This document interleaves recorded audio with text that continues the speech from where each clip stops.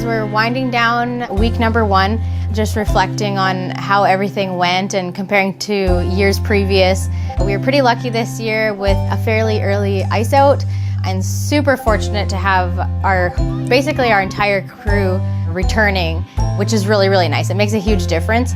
Yeah, the first week went really well.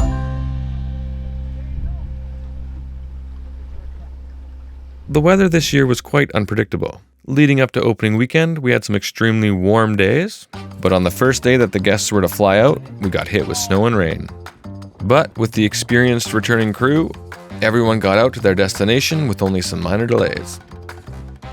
So later in the week with some nicer weather, I hopped on a plane with a group going out to Otatakan Lake. The Clarks have actually never filmed here, so it was a really cool opportunity to fly out. It was a short flight, only about 30 minutes, and the weather was beautiful. You really couldn't have asked for a better day. So yeah, we tied up the plane, everybody got off safely, nobody fell in the water, which was great, and we unloaded the gear. I mean, I didn't have much gear, just a camera bag. But I will say, Zach did an incredible job helping the guests get all the gear off the plane.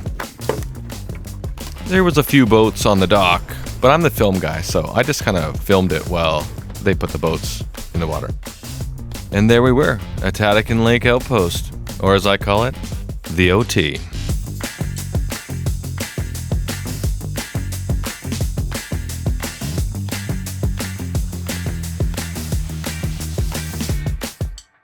So Otatakan Lake is about 60 air miles from our main base. It's a fairly large lake on a river system. It's very nice, large cabin, so we can accommodate big groups. 3-bedroom with a nice big wraparound deck, and it's just a super easy lake to fish. Zach and I didn't stick around for long. We got out of the guests' hair so they could hit the lake and get some fish. So bye-bye Atatakin for now. See you next time. The plane was empty, and we actually flew over another plane, which was pretty cool. I realized it's kind of hard to film out of a plane, actually. They don't really teach you that in film school. Although how would I know? I never went to film school. I have a degree in biology. But anyways, we flew a little higher on the way home and had really nice views. If you've never been on a bush plane around these parts, I highly recommend it. So after another awesome flight, we pulled back into Cedar Lake.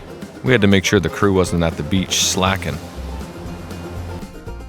The caravan won't be parked for long, a little bit of gas and an extra set of seats, and then it'll be heading out to Dobie Lake on another adventure.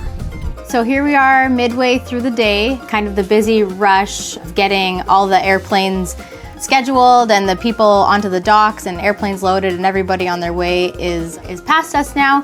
We're just waiting on a few flights to come back. So I'm going to be scheduling out the rest of our week.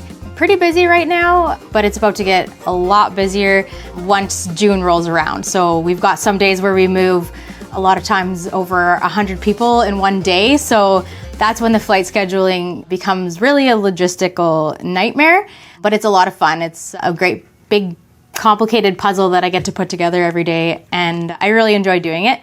Alongside of the commercial flights and moving the people in and out of the outpost, we've also got the smaller planes doing the support and hauling the supplies, fixing things at the outposts, and doing camp checks, bringing in ice and minnows and anything else that the guests need. And then the even smaller airplanes, mostly the Super Cubs, are in and out all the time, trapping minnows and delivering minnows as well. The office is definitely worth checking out. They've got jackets, hoodies, hats, clothing for kids. They got some great coffee in there and a big selection of lake effect lures. The scent is injected into the plastic, and there's also a rattle which can attract fish.